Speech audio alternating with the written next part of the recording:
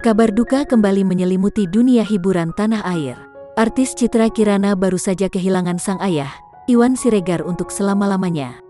Informasi tersebut pertama kali diumumkan oleh Citra Kirana melalui Instagram story-nya @citraciki, Rabu, tanggal 21 April tahun 2021.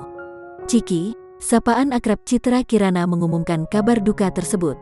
Dalam unggahannya, istri Rizky Aditya ini mengabarkan bahwa ayahnya menghembuskan napas terakhir pada Rabu, tanggal 21 April tahun 2021, malam. Inna lillahi wa inna ilaihi rajiun. Allahumma firlahu warhamhu wa afihi wafu anhu. Telah berpulang papa kami tercinta, Iwan Siregar bin Wim Amas Muda Siregar, hari ini tanggal 21 April tahun 2021 pukul 19, tulis Citra Kirana. Tak lupa, Citra Kirana turut mendoakan atas kepergian sang ayah tercinta, semoga dilapangkan kuburnya. Sekaligus, perempuan 26 tahun ini menyampaikan permohonan maaf apabila ayahnya melakukan kesalahan selama hidupnya.